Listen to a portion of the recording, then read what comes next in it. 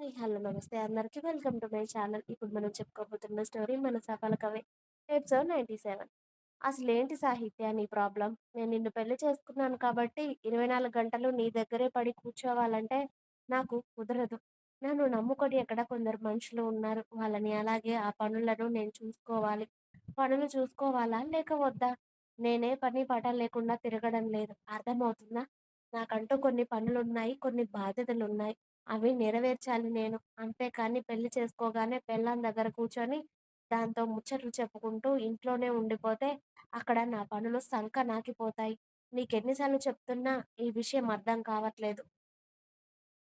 అసలు నాకు నీతో మాట్లాడాలని లేదు. నాకు నీతో మాట్లాడడమే ఇష్టం లేదు. అర్థమైందా? నీ మీద ప్రేమ చూపిస్తున్నానని అనుకుంటున్నావు గానీ, నేను ఆ రోజు కూడా నీ మీద చూపించేది ప్రేమ కాదు. నాకు కోరిక పుట్టింది. ఆ కోరికతో నీకు దగ్గరయ్యాను. అంతేకాని నీ మీదేదో నాకు బాగా ప్రేమ పుట్టేసి, నీకైతే నేను దగ్గర అవ్వలేదు. నేనిది ఖచ్చితంగా చెప్పగలను. ఎందుకంటే నేను నన్ను మోసం చేయాలని అనుకోవడం లేదు. నేను నీకిప్పుడు అబద్ధం చెప్పి నిన్ను సంతోషపెట్టినంత మాత్రాన అదే అబద్ధాన్ని జీవితాంతం కంటిన్యూ అయితే చేయలేను కదా! అందుకే ఇప్పుడు ఉన్నదున్నట్టుగా నిజంగా చెప్తున్నాను. ఆ రోజు నాకేమైందో నాకు తెలియదు. నేను ఆల్రెడీ నీకు దూరంగా ఉంటాను అన్నవాడిని, నిన్ను దూరం పెడతాను అన్నవాడిని, అకస్మాత్తుగా నీకెందుకు దగ్గరవుతాను? అవ్వను కదా! నిజంగా నాకేమైందో తెలియలేదు. నాకు నా బాడీ నా కంట్రోల్‌లో లేదు. అందుకే నీకు దగ్గరయ్యాను. నువ్వు కూడా అడ్డు చెప్పలేదు. అంతే ఇద్దరం ఏకమయ్యాం. ఇందులో నీ తప్పు లేదు, నా తప్పు లేదు. ఏదో అలా జరిగిపోయింది. అంతేగాని నేనేదో ప్రేమతో మాత్రం నీకు దగ్గర అవ్వలేదు. ఇది మాత్రం గుర్తుంచుకో సాహిత్య. కాబట్టి ఇకనైనా నన్ను విసిగించకు. నాతో మాట్లాడకు. నాతో మాట్లాడు. నాతో ఆ రోజు ప్రేమ చూపించావు కదా! మళ్ళీ ఎందుకలా చూపించడం లేదు? నాతో ఎందుకుండడం లేదు అంటే, ఇదే రీజన్. నేనిప్పుడు అలా జరిగిన దానికే చాలా బాధపడుతున్నాను. ఎందుకంటే అది ఎలా జరిగిందో నాకిప్పటికీ అర్థం కావట్లేదు. అసలు నా శరీరం నా ఆధ్వర్యంలో లేకుండా అయిపోయింది. అందుకే నీకు దగ్గరయ్యాను. నిన్ను దగ్గర చేసుకున్నాను. అంతేకానీ నేను కావాలనైతే చేయలేదు సాహిత్య. ఇది గుర్తుపెట్టుకో. అసలు పెళ్ళే చేసుకోను అన్నవాడిని, నువ్వంటే ఇష్టం లేదు అన్నవాడిని, నీకెందుకు అలా దగ్గరవుతాను నేను? ఆ రోజు నాకేం జరిగిందో నాకిప్పటికి కూడా అర్థం అవ్వడం లేదు. నువ్వనుకుంటున్నావేమో నిజంగా సిద్ధు నన్ను భార్యగా ఒప్పుకున్నాడు అని. నన్ను ఇష్టంగా, ప్రేమగా దగ్గరికి తీసుకున్నాడు అని. కానీ అది ఇప్పుడు నేను చెప్తుంది నిజం అని చాలా గట్టిగా చెప్పాడు సిద్ధు సాహిత్యతో. అంతే సిద్ధు మాట్లాడుతున్న ఒక్కొక్క మాటకి అసలు సాహిత్య నోరు మూగబోయింది. ఆమెకేమైనా మాట్లాడాలి అన్నా కూడా మాట బయటికి రావడం లేదు. సిద్ధు మాట్లాడుతున్న ఒక్క మాట ఆమెను గుండెను చీల్చేస్తూ ఆమె కళ్ళల్లో నుండి కన్నీళ్లు ఉబికి వస్తూ ఉంటాయి. సిద్ధు ఆమెకి ప్రేమగా దగ్గరవ్వలేదు అని చెప్తూ ఉంటే ఆమె గుండెని ఎవరో కత్తితో పొడుస్తున్నట్టుగా అనిపిస్తుంది. నేను అంతగా ప్రేమిస్తున్నా సిద్ధు నన్ను ప్రేమతో దగ్గరికి తీసుకున్నాడు అనుకున్నానే కానీ, కోరిక పుట్టి నన్ను దగ్గరికి తీసుకున్నాడా? కనీసం నువ్వు అబద్ధం చెప్పినా నీ మీద నాకున్న ప్రేమ అలాగే ఉండిపోయేదేమో సిద్ధు. కానీ నువ్వు కోరికతో ఎప్పుడైతే అన్నావో, నీ మీద నాకు ప్రేమ చచ్చిపోయిందిరా. ఇక నువ్వు నన్ను కోరికతో దగ్గరికి తీసుకున్నాను అన్నాక, మన భార్యాభర్తల బంధం ఎందుకురా? నువ్వలా చెప్పి మన భార్యాభర్తల బంధాన్ని కూడా అపవిత్రం చేశావు కదా! నిజంగా నువ్వెప్పటికైనా మారతావని అనుకున్నాను. కానీ నన్ను దగ్గరికి తీసుకున్నా కూడా అది ప్రేమ కాదు, ఇష్టం కాదు, కామం, కోరిక అంటావా? అసలు నీ నోటితో అలా ఎలా అనిపించింది? ఆ అబద్ధాన్ని నువ్వు చెప్పినా నిన్ను నా మనసులో ఎక్కడో పెట్టుకునేదాన్ని కానీ, అసలు నా మనసులో నువ్వు లేకుండా చేసుకున్నావు కదా సిద్ధు. అని కన్నీళ్లు కారుతూ ఉంటే, ఆ కన్నీళ్లలో సిద్ధు రూపం అస్పష్టంగా కనబడుతూ ఉంటే, సాహిత్య తన మనసులో అనుకుంటూ ఉంది ఇవన్నీ. సిద్ధు మాట్లాడిన తర్వాత సాహిత్య, సిద్ధు మధ్యలో 10 నిమిషాల తర్వాత కూడా ఎలాంటి మాటలు లేవు. గాలి స్తంభించిపోయినట్టుగా ఉంది ఆ చుట్టూ అంతా కూడా.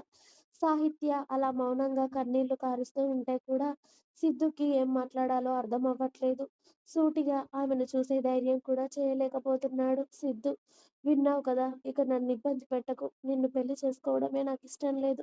నిన్ను దగ్గరికి తీసుకోవడం, నిన్ను దగ్గర చేసుకోవడం అంతకన్నా ఇష్టం లేదు. అదేదో నేను కాన్షియన్స్‌లో లేనప్పుడు, అసలు నా బాడీ నా కంట్రోల్‌లో లేనప్పుడు నిజంగా చెప్తున్నాను. అలా జరిగిపోయి నిన్ను దగ్గరికి తీసుకున్నాను. కానీ కావాలని చేయలేదు. ఇక నన్ను ఇబ్బంది పెట్టకు సాహిత్య. నేనెలా ఉన్నానో నన్నలాగే ఉండనివ్వు. అంతేగాని నేనేదో నిన్ను ప్రేమిస్తున్నాను అని, నేను నిన్ను ప్రేమించాలి అని చూడకు. నేను ముందే చెప్పాను నీకు. నువ్వు నన్ను పెళ్లి చేసుకున్నా వేస్ట్ అని. కానీ నువ్వే నా వెంట పడి చచ్చిపోతానని బెదిరించి నా చేత నీ మెడలో 3 ముళ్ళు వేయించుకొని నా భార్య అయ్యావు. అంతేకాని నాకు నీ మీద ఇష్టంతో మాత్రం అవ్వలేదు.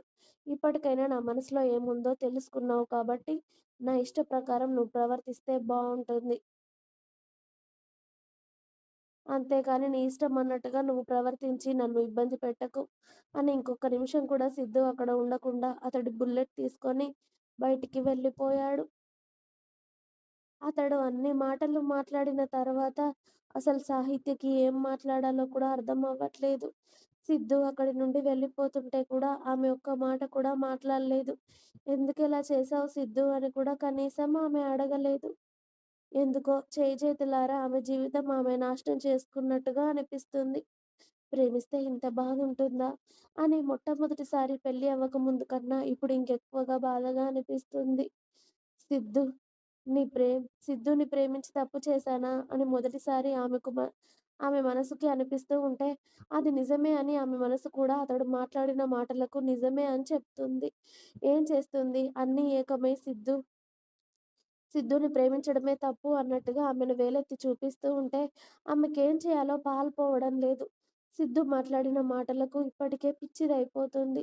అలా ఉదయం త్రివేణి నారాయణ గారు, గీత కాలేజ్‌కి వెళ్ళిపోయిన తర్వాత, సిద్ధు వెళ్ళిన తర్వాత కూడా సాహిత్య ఒంటరిగా అయిపోయింది.